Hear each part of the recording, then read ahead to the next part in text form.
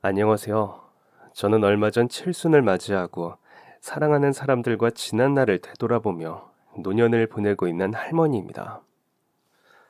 저에게도 창창하고 젊었던 시절이 있었는데 이제는 누군가에게 할머니라는 이름으로 불리는 것이 솔직히 아직도 가끔 적응이 되지 않을 때가 있어요. 아직 마음만은 청춘이라 그런가 봅니다. 제 청춘은 그리 아름답지 못했지만 제 인생에도 아름다운 순간이 없지는 않았더군요. 그리고 그 모든 순간들은 제가 아닌 저의 주변 사람들로 인해 존재할 수 있었고요. 뒤늦게 꽃 피었다 생각하는 제 청춘의 인연에 대해 들려드리고파 이렇게 사연을 보내어요. 제가 청춘인 줄도 몰랐던 저의 아까운 20대 초반. 저는 지금의 초등학교, 그때 당시에는 국민학교로 불리었던 학교의 선생님이었습니다. 아이들을 워낙 좋아하고 예뻐했지만 부모님의 권유로 그 직업을 택하게 되었어요. 모르는 아이들, 모르는 선생님들과 한 곳에 모여 그들을 이끌고 가르친다는 것이 생각보다 어렵고 난감할 때가 있어 쉽지는 않았지만 커다란 보람보다는 하루마다 오는 작고 소소한 기쁨들에 제 마음을 빼앗기면서 보냈던 것 같아요. 하루 종일 제잘거리는 아이들의 소리를 듣고 있으면 기분이 좋지 않은 날에도 절로 미소가 지어졌고 학교라는 그 공간 안에서만큼은 걱정 고민을 잊을 정도로 제게는 참 좋은 공간이었습니다. 그때 당시에는 결혼을 일찍 하는 추세였습니다. 요즘에야 결혼을 하지 않겠다는 젊은 친구들도 있고 그나마 결혼을 하겠다는 사람들도 서른을 훌쩍 넘기고 예식을 올리곤 하지만 제가 결혼할 당시에는 대부분 20대 초반에 식을 올렸어요. 그에 비해 저의 결혼은 다소 늦은 편이었습니다. 친구들이 하나둘 시집을 가기 시작하더니 마침내 저 하나만 남았더군요. 영원히 함께할 것 같았던 친구들이 하나둘 가정에 충실하기 시작하면서 제 마음에도 조바심이 들기 시작했습니다. 부모님도 그렇고 주변 선생님들이 제 결혼에 대해 이야기를 꺼내고는 하셨어요. 그때는 아마 다들 이렇게 생각했을 거예요. 이러다 시집도 못 가고 영영 혼자 사는 거 아니야? 저 역시도 주위 시선과 스스로의 압박감에 그런 생각을 마음에 품을 수밖에 없었네요. 25이 되고서야 친구들에 비해 늦은 결혼을 하게 되었습니다. 좋은 인연이 있어 자연스럽게 결혼을 약속하고 가정을 꾸렸더라면 참 좋았으련만 이미 제 곁에는 딱히 그럴 만한 인재가 없었답니다. 그렇다고 아무나 붙잡고 혼인신고서에 도장이나 찍자고 할 수는 없었죠. 보다 못한 부모님께서 저의 선자리를 마련해 주셨습니다. 동네에서 꽤나 알아주는 중매쟁이를 통해 선볼 남자와 만나게 되었어요. 저보다 3살이 많은 남자였는데 턱수염이 그득하고 머리를 어깨까지 기른 남들과는 조금 다른 인상의 사람이었습니다. 음악을 하는 사람이라고 하기에 음악 선생님이나 되는 줄 알았는데 사실은 그게 아니고 그냥 음악에 빠져 있던 한량이었어요. 그래도 애초에 저희 두 사람의 만남이 결혼을 목적으로 했기 때문에 마음에 안 든다고 한번 밀어내 보지도 못하고 그렇게 덜컥 결혼을 하게 되었네요. 겉으로 아닌 척했지만 마음속에 조급함과 불안함이 있었던 거죠. 하도 많은 사람들이 저더러 이러다가 영영 혼자 살게 되면 어쩌려고 그러냐고 재촉을 해대는 바람에 그래도 결국 선택을 하고 결정을 한 것은 저의 몫이었으니 그 결혼에 대한 후회도 제 자신에게로만 향해야 하는 것이겠죠. 그렇게 저와 결혼식을 올린 저의 남편이라는 사람은요. 개미와 배짱이의 배짱이 같은 사람이었습니다. 제 몸만한 기타를 하루 종일 끼고 앉아 입에는 연기를 내뿜으며 무엇을 그렇게 끄적이기만 하던지. 그래도 이제 제 남편이 되었고 함께 살아가는 입장이잖아요. 그래서 그의 예술적인 면모를 높게 사주어 더 좋은 음악을 만들라고 격려를 아끼지 않았답니다. 사실은 내가 결혼을 잘못한 건가 하는 생각에 걱정스럽다가도 내심 한편으로는 이러다 그의 손끝에서 이 시대를 좌우할 명곡이 탄생하지는 않을까 하고 내심 기대도 해보았습니다. 사람 일이라는 것은 모르는 일이니까 말이죠. 하지만 그것은 그전 못 모르는 아내였던 저의 희망사항이었고, 남편은 제가 살림을 하다 흘끔 뒤를 돌아볼 때마다 입가에 뿌연 연기를 내뿜으며 하염없이 기타만 쓰다듬고 있었답니다. 속이 터져버릴 것 같았지만 앞으로의 행복한 가정을 위하여 그 남자와 잘 살아보려 노력했습니다. 어찌되었든 제가 하기로 마음먹고 결혼식을 올린 것이었으니 없는 정도 만들어 붙여가며 결혼 생활을 유지해야 했죠. 다행인지 불행인지 저뿐만 아니라 남편도 그 부분에 대해서는 같은 생각인 것 같았습니다. 저희 두 사람은 아침에 일어나면 가장 먼저 서로가 잘 잤는지를 확인하고 각자의 하루를 시작했습니다.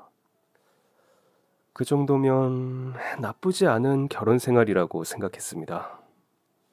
적어도 남편이 제게 손찌검을 하거나 술독에 빠져 살지는 않으니 천만다행이라고 생각했어요.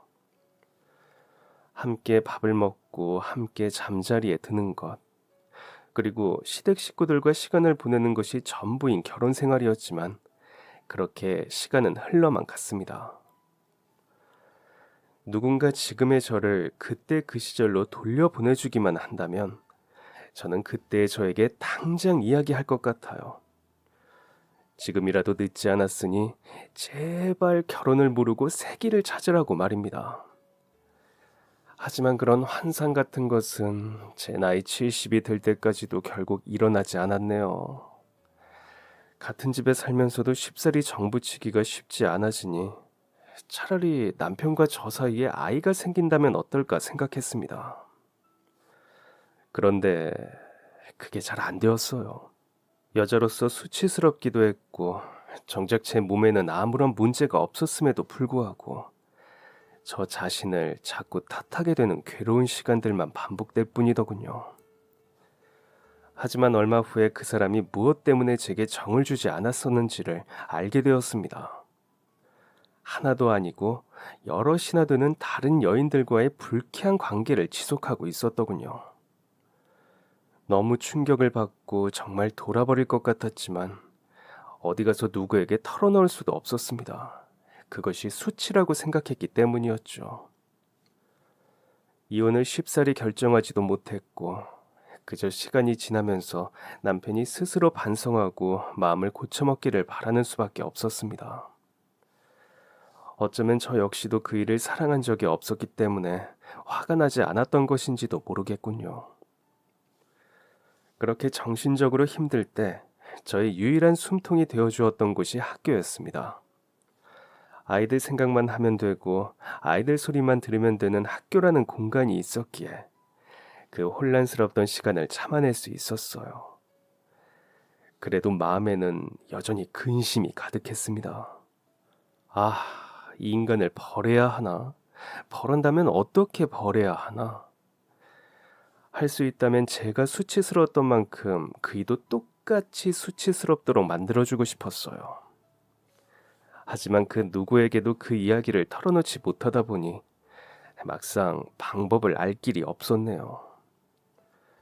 그렇게 그저 시간이 약이라고만 믿고 허송세월을 보내던 중 가슴 아픈 일이 일어나고 말았습니다.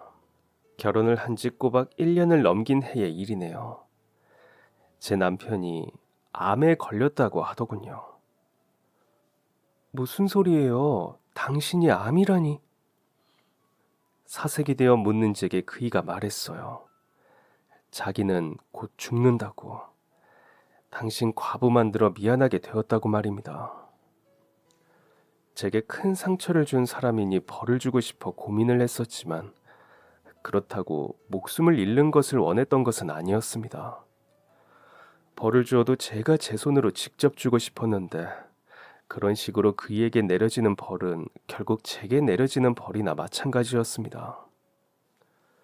껍데기만 곁에 있던 정말 미웠던 사람이지만 살 날이 얼마 남지 않았다는 말을 들으니 가슴이 미어졌습니다. 사람의 목숨이 이토록 부질없는 것이란 게 믿어지지 않아서 정말 힘든 시간을 보냈어요. 그릇을 헹구다 돌아보아도 입가에 뿌연 연기를 내뿜고 빨래를 널다 돌아보아도 입가에 뿌연 연기를 달고 살았던 그이는 폐암 말기였습니다. 잦은 기침에도 그저 지나가는 감기이겠거니 하고 무심코 넘겼다가 피를 보고 나서야 병원을 찾았다는 그 사람. 결국 얼마 못 가 남편이 하늘나라에 갔습니다. 저는 끝까지 아내로서의 도리를 다하고 싶었습니다. 처음에는 몰랐었는데 남편이 하늘나라로 떠나고 나니 문득 그런 생각이 들더라고요. 기침이 잦은 것도 저렇게 말라가는 것도 전혀 눈치를 채지 못했다.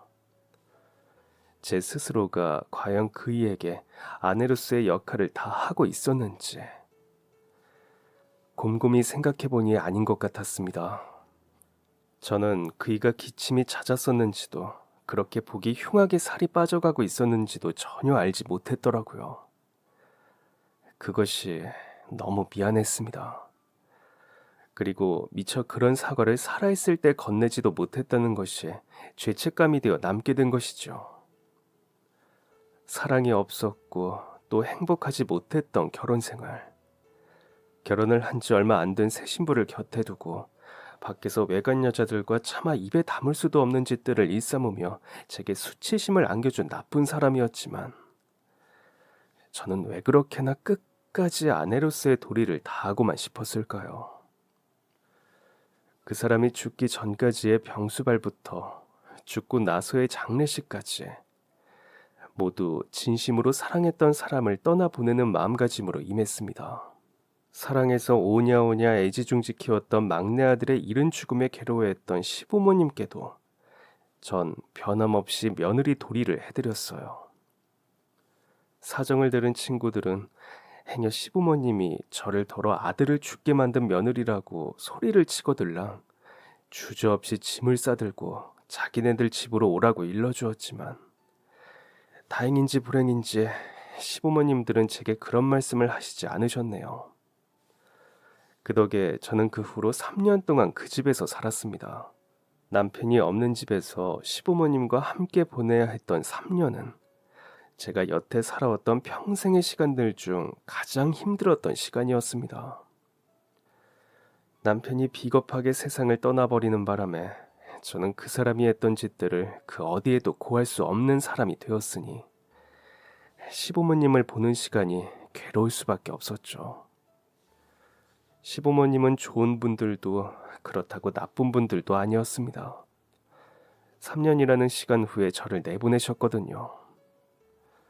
지금 와서 생각해보면 그분들에게도 저와 함께 지내는 3년이 괴로운 시간이었을지 모르겠어요. 사랑했던 아들은 공기 중에 사라지고 그 며느리만 홀랑 남아있었으니 너도 편하게 그냥 나가 살아라. 너를 붙잡고 있는다고 우리 태구가 살아 돌아오는 것도 아닌데 너도 한 살이라도 젊을 때 아휴. 말씀을 끝까지 하지 않으시고 남편이 그다지도 사랑했던 입가의 연기를 똑같이 내뿜는 시아버지를 보며 그렇게 전 집을 떠나왔습니다. 그래도 한때 가족이었기 때문에 죄송스러운 마음이 마음 한편을 불편하게 했지만 그보다 더 절실했던 것은 저의 해방이었던 것 같아요. 더 이상 남편과의 시간을 되새기며 제 스스로에게 상처를 주고 싶지 않았습니다. 그렇게 남편이 죽고 10년이라는 시간이 흘렀습니다. 그 사이 사람들은 제게 새로운 사람을 만나보라고 자신들 주변에 이혼한 남자나 사별한 남자들을 들먹였지만 마음이 가질 않았습니다. 더는 누군가 엮어주는 관계에 의지하고 싶지 않았어요. 게다가 한번 좋지 않은 결과를 겪고 나니 구태여 누군가의 여자로서 인생을 살고 싶지 않더군요. 그래도 주변의 시선이 곱지 못한 것이 그때 당시의 현실이었고 과부라는 이름으로 살아가는 세상은 그 전과는 너무나도 다른 세상이었습니다. 그래서 친정 부모님 밑에서도 살아보고 혼자 나와 살아도 보고 하면서 정신없이 세월을 보냈어요. 그나마 다행이었던 것은 30 중반을 넘어서면서까지도 제 마음속에 여전히 빛나는 무언가가 있었기 때문이었답니다. 1990년, 여전히 아이들의 웃음소리와 해맑은 얼굴들이 좋았던 저는 남들처럼 누군가의 아내, 누군가의 엄마라는 이름을 가지지 못한 대신 누군가의 선생님으로서 하루하루를 채워가고 있었습니다. 그것이 제 마음속에 빛나는 별이었습니다. 제가 사별했다는 사실도, 어쩌면 그 전에 결혼을 했었다는 사실조차도 깜빡 잊어버릴 정도로 반짝반짝 빛나던 것이 교사로서의 사명이었죠. 그 덕에 남들이 불행이라고 손가락질했던 저의 불행은 불행이 아닌 것이 될 수 있었답니다. 제가 학교 아이들을 좋아했던 것은 언제나 듣기 좋은 그 나이만 낼 수 있는 해맑은 웃음소리뿐만이 아니라 어른들은 결코 흉내낼 수 없는 그들만의 순수함 때문이었습니다. 그 순수한 나이대의 착한 마음씨까지 곁들여지면 세상 모든 악한 것들이 중화되는 것 같았어요. 그 아이를 처음 눈여겨보게 된 것은 1990년이었습니다. 정확하게 연도까지 기억이 나네요. 제게 있어 그 아이의 그 선한 마음씨는 평생을 가도 잊지 못할 아름다운 기억이 될 것 같아요. 저는 특별한 사정이 있는 날이 아니면 아침 일찍 출근을 했었습니다. 그날 하루 아이들을 가르칠 것을 미리 챙기는 것이 즐거웠기 때문이기도 하고, 아이들이 없는 텅 빈 교실에 혹여 다치거나 망가진 것들이 없는지 돌보는 것이 즐겁기 때문이기도 했습니다. 그날도 어김없이 뜨는 해를 따라 새벽 같은 아침에 출근을 해 저희 반 교실을 둘러보고 있었어요. 교실 끝에는 저희 반 아이가 올 여름에 열매를 맺는 것이 보고 싶다며 부모님께 받아온 오이 모종이 자라나고 있었는데, 지난주에 물을 주는 것을 깜빡한 것인지 잎사귀가 메말라가고 있는 것이 눈에 들어오더군요. 아이가 학교에 오면 일러주어 직접 물을 줄까 하다가 월요일이기도 하고 아침 시간에 한 주의 전달 사항을 전하다 보면 금방 잊어버리게 될 것만 같아 제가 직접 화분을 들고 수도가로 향하기 위해 복도를 걷고 있었습니다. 손에 들린 화분의 오이가 올여름 꼭 열매를 맺어주기를 바라면서 텅 빈 복도를 걸으며 삐걱삐걱 나뭇바닥이 뱉어내는 소리에 집중하고 있었어요. 그런데 벼랑간 누군가 제 등 뒤에서 "선생님 안녕하세요" 하고 인사를 건네는 것입니다. 아무도 없는 줄 알았는데 갑자기 목소리가 들려와 깜짝 놀라고 말았어요. 일찍이라고 하기에도 너무 이른 시간이라 늘 그 시간에는 저밖에 없다고 생각했었기 때문에 다른 누군가 있다는 생각을 아예 하지 못했던 것입니다. 깜짝 놀라서 화분을 끌어안은 채 복도 바닥에 제대로 엉덩방아를 찍고 돌아보니 그곳에는 저희 옆반 학생이 서 있더군요. 선생님 괜찮으세요? 죄송해요. 놀라게 해드릴 생각은 없었어요. 아이는 넘어진 저를 보며 눈이 둥그레져서는 괜찮으시냐며 죄송하다고 어쩔 줄을 몰라 했습니다. 그 아이가 너무 미안해하고 당황하는 것 때문에 제 엉덩이가 아픈 줄도 모르겠더군요. 그리고 겨우 그 정도로 아이 앞에서 넘어진 것이 창피하기도 하고 말이에요. 아니야. 이반 학생 아니니? 어쩌다 이렇게 일찍 학교에 나왔어. 혹시 무슨 일이 있니? 제가 일부러 넘어진 곳에서 주제를 돌리려고 역으로 질문을 던졌습니다. 얼굴은 익숙해도 아직 새 학기가 시작된 지 얼마 되지 않아 이름까지는 몰랐었는데, 제가 왜 이렇게 일찍 왔느냐며 무슨 일이 있냐고 묻자 황급히 대답하더군요. 저는 2반 최정아예요. 선생님, 저는 원래 매일 일찍 와서 교실문 1등으로 열고 있어요. 교실문을 1등으로 연다는 그 학생의 이름은 최정아였습니다. 이름도 어쩜 그렇게나 예쁜지.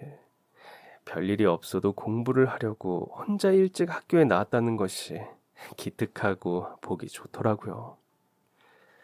솔직히 그 시간에 혼자 복도를 걷고 교실에 앉아 있는 것을 그 나이 때 애들이라면 무서워할 법도 하거든요. 그런데도 밝은 얼굴로 그렇게 대답하는 모습이 참 예뻤어요. 저는 얼른 엉덩이를 털고 일어나 학업에 열정적인 정아의 어깨를 두드려 주었습니다. 네가 우리 학교에서 제일 부지런하구나. 1등으로 교실 문을 열었다는 것을 유난히도 자랑스러워하는 것 같아 그렇게 칭찬했더니 그게 또 듣기 좋은지 해맑게 웃더군요. 저도 이제 아침 일찍 학교에 나와 아침 인사를 건넬 수 있는 좋은 학생을 만난 것 같아 기분이 좋았습니다. 아마 그 학생만큼이나 저도 활짝 웃고 있었을 거예요. 매일 아침 1등으로 등교하는 정아라는 그 아이와 전 제법 친해졌답니다. 아침을 먹었는지 물어보고 먹지 못했다고 하는 날에는 제가 식사 대용으로 챙겨온 옥수수빵을 나누어 주기도 했어요. 반대로 그 아이가 저의 아침 식사를 걱정해 주기도 했죠. 아주 좋은 아침 인사를 나눌 수 있었기에 그것은 또 하나의 즐거움이 되었습니다. 그러다 며칠 후 저희 반 바로 옆반인 2반에 소란이 일어났다는 것을 알게 되었습니다. 그 반 담임 선생님인 이 선생님은 종종 제게 고민 상담을 털어놓고는 했었는데 그날도 울상이 되어 저를 붙잡고 물어오시더라고요. 저희 반 학생이 돈을 잃어버렸다는데 아무리 찾아도 나오지를 않아요. 이 선생님은 괴로운 표정으로 이마를 짚으며 이 일을 어떻게 해결해야 할지 곤란해하셨어요. 길다면 길고 짧다면 짧은 교직 생활을 해오면서 그런 일이 처음 있는 일은 아니었기에 도움이 되는 해결책을 찾아주고 싶었습니다. 그래서 걱정에 떨고 있는 이 선생님을 진정시키며 몇 가지를 확인했어요. 언제 없어진 것인지, 그 학생에게 정확히 물어봤는지, 다른 아이들 소지품 검사는 해보았는지 등을 말이에요. 그랬더니 이 선생은 고개를 끄덕였습니다. 애들 눈 다 감기고 가져간 사람 지금이라도 솔직하게 손들어 보라고 시켜봤는데도 아무도 안 나와요. 진짜 교실에서 잃어버린 게 맞는 거냐고 돈 잃어버린 애한테 몇 번이나 다시 확인했는데 걔는 무조건 교실에서 잃어버린 게 맞다고 하고. 아, 김 선생님, 저 진짜 어떻게 해야 하나요? 범인을 특정하자니 죄 없는 아이들 호주머니까지 싹 다 뒤져가며 좋지 않은 기억을 심어주고 싶지도 않고. 이럴 땐 진짜 어떻게 하는 게 정답인지 모르겠어요. 저희 반에서 일어난 일은 아니었지만 부임한 지 얼마 되지 않아 첫 담임을 맡은 이 선생에게 그런 일이 일어난 것이 너무 안타까워 최대한 도와주고 싶었습니다. 그래서 함께 머리를 맞대고 교실이 비었을 만한 시간대를 추측해봤어요. 근데 하필 그날은 아이들이 다 함께 교실을 비우는 수업이 한 차례도 없었던 날이더군요. 교실에 다 함께 있는데 누군가 그 아이의 책상을 뒤져 돈을 훔치지는 못했을 것이라는 생각이 들었습니다. 그러다 문득 정아라는 그 학생이 떠올랐어요. 아닐 수도 있다는 생각에 쉽게 의심할 수는 없었지만 혹시라도 정아가 손을 댄 것이라면 하루빨리 바로잡아 주어야 한다는 생각에 저도 모르게 그 아이가 맞는 것 같다라는 생각이 깊어져만 갔습니다. 바로 이 선생님에게 그 이야기를 전할까 하다가 만약에 아닐 경우에 제가 그런 이야기를 했다는 것이 아이에게 상처가 될까 그러지 않았습니다. 물어보더라도 제가 먼저 물어보는 것이 나을 것 같다고 생각했던 거예요. 이미 교실의 아이들 전체가 그 돈을 누가 훔쳤을 것이라고 가정하고 있는 상황에서 정아를 불러다 혹시 네가 그랬느냐고 물어본다는 것은 결코 쉬운 일이 아니었습니다. 그 아이가 그랬을 것이라는 확실한 증거가 없었기 때문이죠. 한다고 해도 최후의 방법으로 보류하자고 마음먹었어요. 하지만 이 선생님과 함께 잃어버린 돈의 행방을 다른 방법으로 찾아보려고 해도 진전이 없게 되자 결국 그 아이를 불러내게 되더군요. 물론 이 선생님에게는 말하지 않고 저 혼자 이 반을 찾아가 정아를 불러내었습니다. 이제는 제법 친한 사이가 되어 날이 갈수록 제게 인사하는 소리가 커져가던 정화는 그날도 저의 부름에 한 걸음에 달려나와 말했어요. 선생님 무슨 일이세요? 심부름 시킬 거 있으세요? 그 해맑은 얼굴에 어쩐지 몹쓸 짓을 하는 것 같아 미안한 마음이 들었습니다. 하지만 그와 동시에 자라나는 의심은 어쩔 도리가 없더라고요. 반 아이들이 아무도 없을 때 자유롭게 아이들 책상에 손을 댈 수 있는 사람은 그 반의 정아뿐이었던 것 같아서. 그래서 결국 그 아이에게 묻고 말았습니다. 최대한 조심스럽게, 하지만 단호하게 말이에요. 정아야, 선생님이 너에게 물어보고 싶은 게 하나 있는데, 우리 정아는 더도 말고 덜도 말고 그냥 솔직하게만 대답해 주겠니? 그 말을 들은 정아의 표정이 굳어갔습니다. 아마 말을 꺼내는 순간부터 그 아이도 직감했던 것이겠죠. 지금 자신의 반에서 누가 범인일지 서로를 감시하고 있는 와중에 제가 자기를 찾아와 그런 질문을 했으니 정아는 금세 눈물로 그렁그렁해진 눈으로 고개를 끄덕였습니다. 혹시 너희 반 현정이라는 아이 책상 서랍에 있던 돈 못 봤니? 선생님이 너를 의심해서가 아니라 네가 아침 일찍 등교해서 너희 반 문을 1등으로 여니까 너한테 물어보는 거란다. 정아, 네가 아는 게 있다면 선생님한테 솔직하게 이야기해 줄래? 그 아이에게 상처를 주고 싶지 않아 최대한 직설적이지 않게 돌려 물었지만 정아는 다 안다는 듯 이미 고개를 가로젓고 있었어요. 제 눈을 똑바로 마주치며 자기는 모른다고, 저를 의심하시는 거라면 절대 아니라고 하면서 말입니다. 그렇게나 단호한 반응인데 그 죄 없는 순수한 눈망울을 보며 차마 끝까지 의심하지는 못하겠더라고요. 사실 정화의 대답을 들으며 저도 생각했던 거예요. 그래, 정화가 그랬을 리가 없어 하고 말이에요. 결국 그날은 아무것도 밝혀내지 못하고 돈도 찾아내지 못한 채 아이들을 하교시켜야 했습니다. 이 선생님은 죽상이 되어 퇴근을 하셨고요. 그렇게 다음날 아침이 밝았고 저는 잠시 전날 옆반에서 일어난 일을 잊은 채 평소와 같은 이른 시간에 학교로 향했습니다. 그리고 버릇처럼 입안 앞문에 다가가 정아가 등교했는지를 확인하려던 그 순간 충격적인 것을 목격하고 말았습니다. 정아가 한 아이의 책상 서랍 안에 손을 집어넣고 있더군요.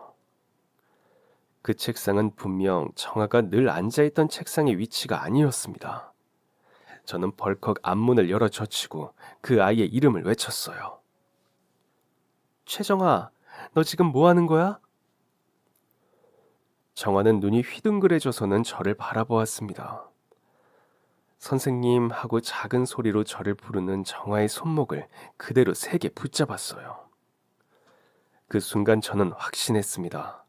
너무나도 예쁘고 착했던, 그래서 마음이 같고 아끼는 마음이 들었던 옆반 학생 정아가 사실은 같은 학급 친구의 돈을 빼앗은 아이일 것이라고 말이에요. 깜짝 놀란 채로 커다란 눈에 눈물을 머금은 채 덜덜 떠는 정아의 모습은 저의 그런 생각에 더욱더 확신을 심어주었습니다. 배신감에 그 아이를 무섭게 노려보고 잡고 있던 손목을 신경질적으로 끄집어냈습니다.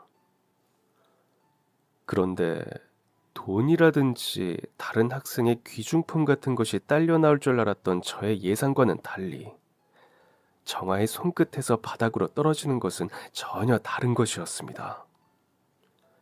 턱 하는 둔탁한 소리와 함께 바닥에 널브러진 것은 쌀밥과 케첩이 묻은 소시지였습니다.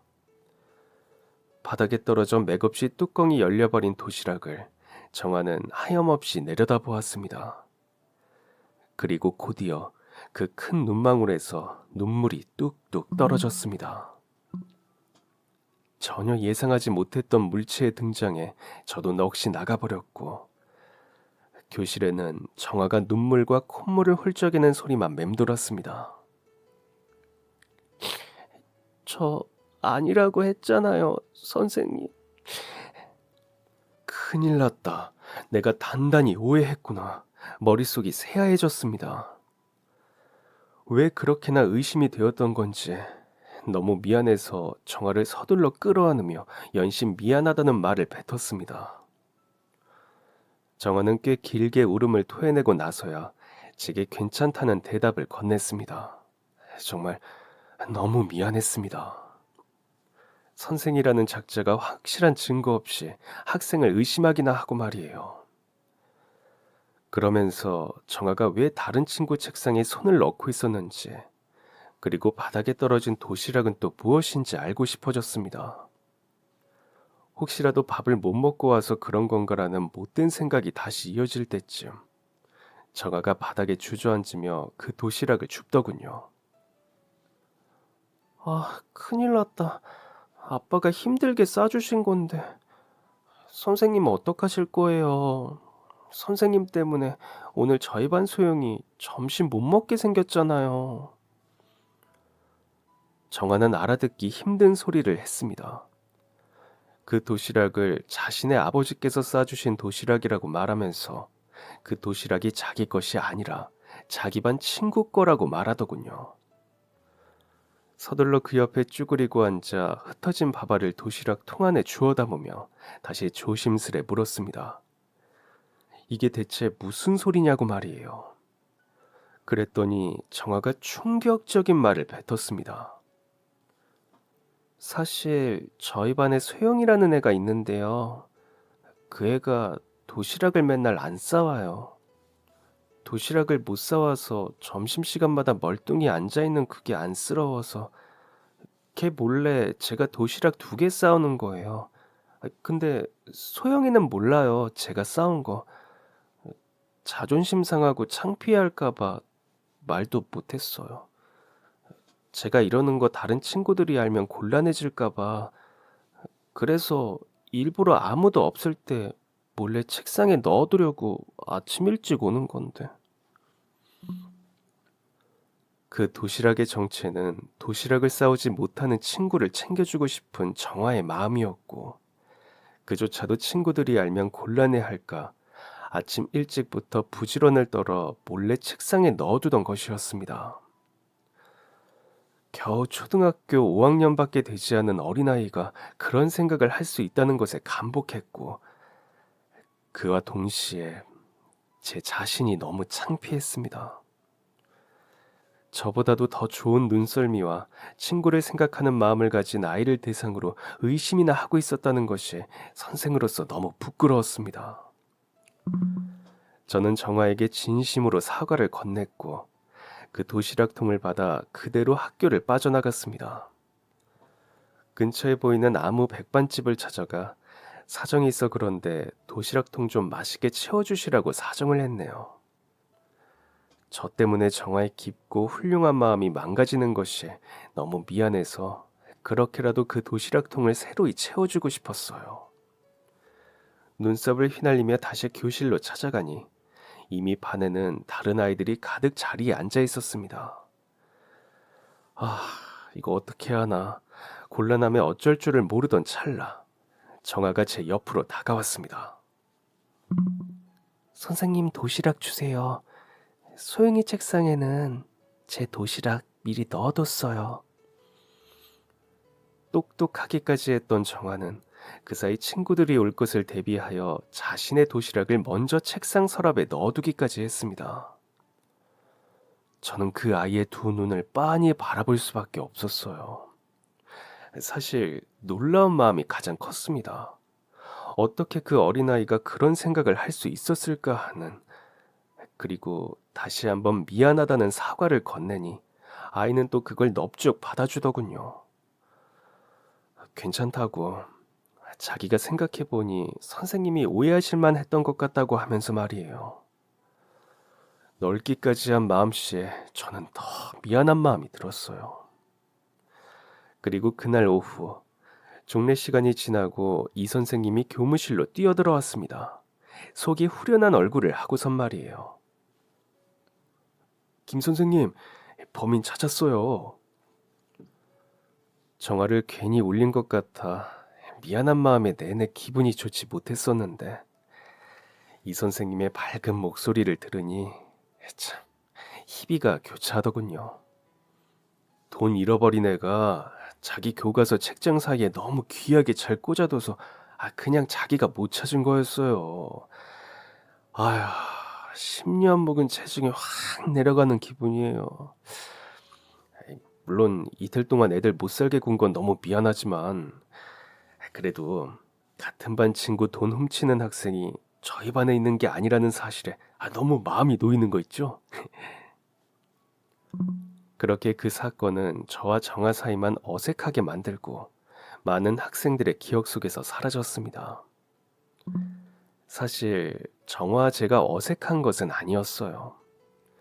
정아는 저를 예전처럼 잘 따르고 변하지 않는 해맑은 웃음으로 맞이해 주었으니까요.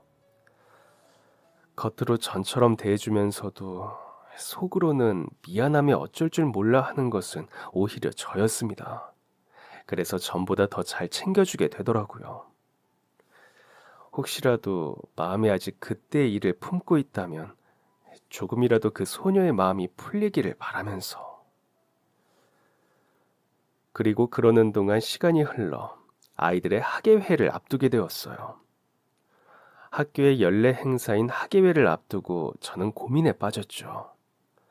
사랑스러운 학생들을 위해 기억에 남을 무언가를 선물하고 싶었기 때문입니다. 아이들이 좋아할 만한 것들 중 부담 없이 같이 즐길 수 있는 것을 고민하다 쿠키 과자를 떠올렸어요. 그때 당시 제가 제과점에서 파는 상토 과자를 참 좋아했었는데 먹을 때는 좀 목이 막히더라도 씹을수록 달고 고소한 맛이 참 좋았거든요. 아이들에게 우유와 함께 나누어 주면 좋아할 것 같았습니다. 하지만 학생들 수에 맞추어 준비하려면 미리 예약을 해서 주문을 해야 했어요. 그래서 쿠키를 맞추려고 깔끔해 보이는 외관의 학교 근처 제과점을 찾아가게 되었답니다. 문을 열고 들어가니 고소하고 달콤한 냄새가 코를 찔렀어요. 진열대에 상토 과자가 있는 것을 확인하고 저는 주인장을 불렀습니다. 사장님, 단체 주문을 좀 하려고 하는데요. 매장 안쪽에서 열심히 무언가를 반죽하고 있는 사장님을 호출하니 그 사장님이 후다닥 정신없이 계산대 앞으로 나오셨죠. 그리고 서로 얼굴을 마주하는 순간 저희 두 사람은 모두 깜짝 놀라고 말았답니다. 어, 윤씨가 너 윤식이 아니니? 아니, 너 설마 영옥이야? 아유, 이게 무슨 일이야? 반죽을 하다 말고 달려나온 그 사람은 저희 국민학교 동창이었습니다. 서로가 서로를 동시에 알아보고는 너무 반가워서 웃음이 터지고 말았죠. 그런 곳에서 다시 만나게 될 줄은 몰랐는데 너무 반가웠습니다. 윤식이는 학급에서 여자애들만큼이나 섬세했던 애로 기억합니다. 옷에 티끌 하나 묻히지 않을 정도로 깔끔했던 것도 기억났어요. 아휴, 쟤는 저렇게 남자답지 못하고 깔끔만 떨다가 커서 뭐가 되려나 했더니 보란듯 자기 가게를 차린 빵집 아저씨가 되어 있더군요. 이제 보니 제법 빵 반죽과 어울리는 얼굴이기도 한 것 같았습니다. 기분이 좋아진 저희는 시간 가는 줄 모르고 그 자리에 서서 이야기를 나누었어요. 상토 과자를 주문하는 것도 있고 손님을 보는 것도 있고 말이죠. 그런데 윤식이가 제가 나갈 때 그러는 겁니다. 영우가, 근데 너는 나 다시 보니까 어떠냐? 저는 대답했죠. 오랜만에 만난 친구가 이렇게 사장님 되어 잘 지내고 있는 걸 보니 자랑스럽고 좋다고 말이에요. 그런데 윤식이가 제 말을 듣고 가만히 웃더니 전혀 예상하지 못한 말을 했습니다.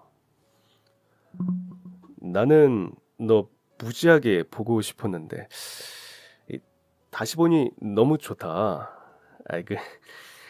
내가 그 네가 내 첫사랑이야. 영옥이 네가.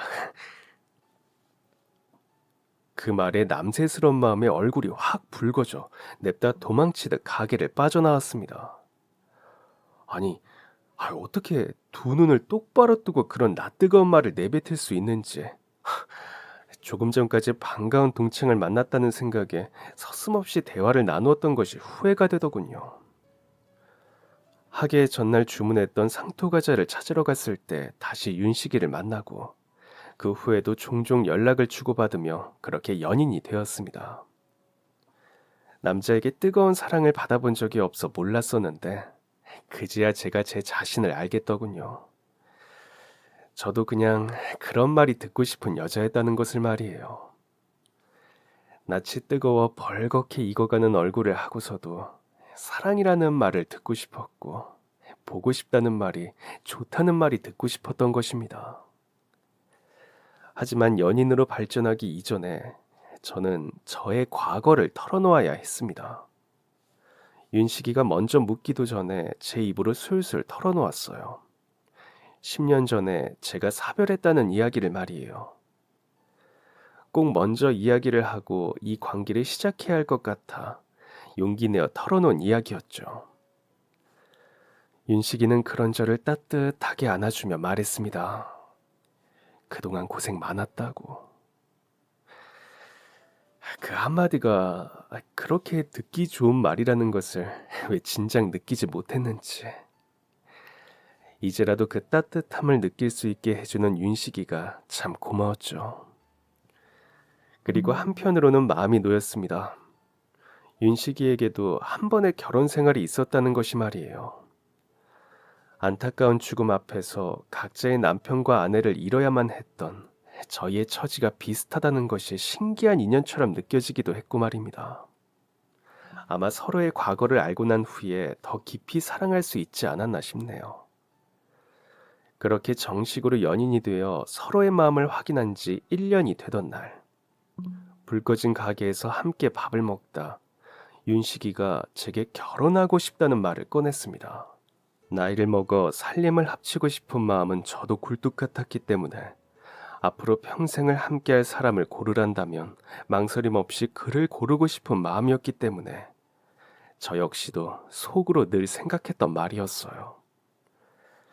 하지만 쉽게 그 말을 먼저 꺼낼 수는 없었답니다. 저는 이미 한 번 남편이 있었던 여자였기 때문이었죠. 그런데 그가 제게 그 말을 먼저 꺼내주니 얼마나 반가웠는지 모릅니다. 그런데 사실 너한테 말하지 못한 것이 있어. 하지만 설레고 반가운 마음도 잠시. 제가 대답을 하기도 전에 윤식이의 입에서 망설이는 듯한 목소리가 새어나왔습니다. 저는 무엇이든지 말해보라는 얼굴을 하고서 고개를 끄덕였죠.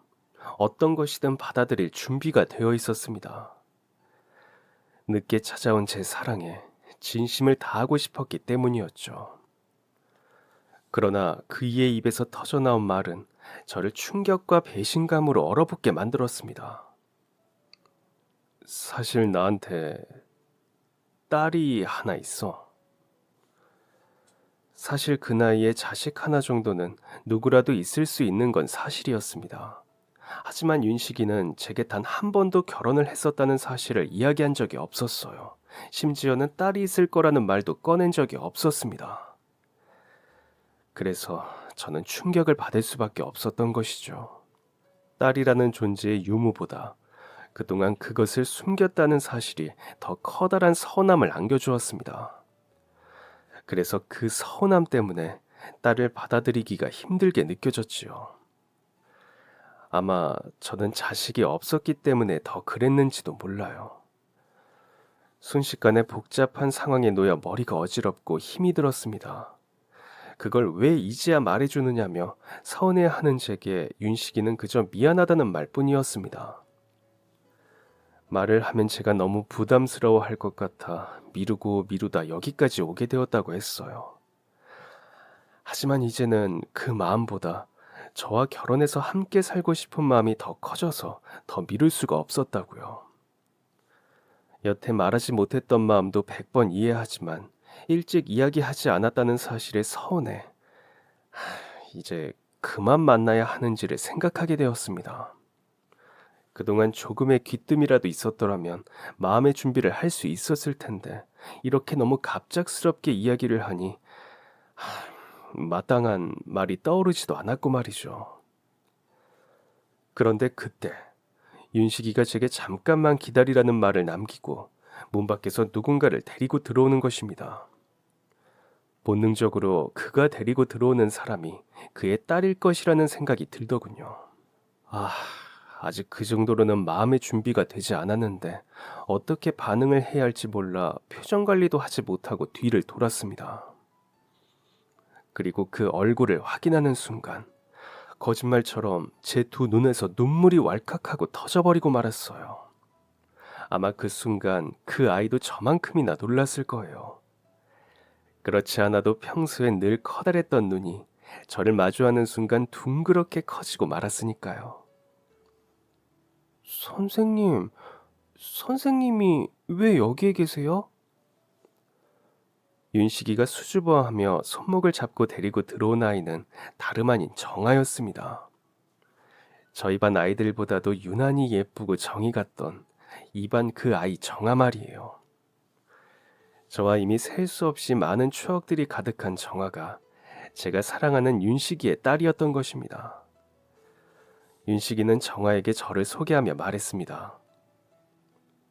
정아야, 아빠가 말한 그분이 이분이셔. 윤식이는 이미 정아에게 저의 이야기를 자주 해왔다는 듯 그렇게 말했어요. 그러자 정아의 눈이 더 커질 수도 없을 만큼 동그래졌습니다. 그리고는 몇 초 뒤 기쁨에 일그러진 얼굴을 하고 저를 와락 끌어안으며 말했어요. 정말요? 정말 선생님이 그분이에요? 마치 그게 저여서 좋다는 듯이 정아는 그렇게 기뻐했어요. 정아를 그렇게 끌어안은 채 윤식이의 얼굴을 마주하고 있으니 기분이 정말 이상했습니다.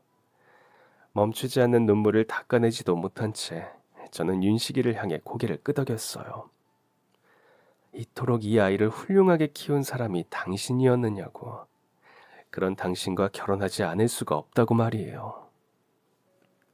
그렇게 그이와 정아와 함께 저희는 가정이라는 화목한 울타리를 재정비했습니다. 사랑이 없는 결혼 후 일찍 남편과 사별하고 혼자 외로웠던 저에게 윤식이는 큰 따뜻함을 안겨주었어요. 제게 윤식이와의 재혼이 여러모로 의미 있는 새 출발이었던 것만큼 윤식이에게도 그 출발은 설레는 재시작이었던 것 같습니다. 비록 짧았지만 하나도 행복하지 않았던 예전의 결혼 생활과는 달리 이 남자와의 결혼 생활은 사랑받는 여자로서의 마음을 느낄 수 있어 행운이었습니다. 아마 제 인생의 가장 큰 행운이 윤식이를 다시 만난 것이 아닐까 생각해요. 그렇게나 예뻐하던 아이와 모녀 사이가 될 수 있었고 그래서 이토록 행복한 가정을 가질 수 있게 해주었으니까 말입니다. 무심히 지나칠 수 있었던 그저 착한 학생이었던 정아라는 옆반 아이. 그 아이에게 유난히 시선이 가고 그 아이가 그렇게나 예뻐 보였던 것은 어쩌면 우리가 가족이 될 것이라는 작은 암시 아니었을까요? 그로부터 30년이 훨씬 넘는 세월이 흐른 지금 저희 가족은 너무나 행복한 사랑 안에서 여전히 서로를 아끼며 지내고 있습니다. 비록 지금은 정아가 시집을 가면서부터 떨어져 지내고 있지만 사랑하는 사이와 손주까지 더 많은 가족이 생겨났으니 제게는 이 또한 행복입니다.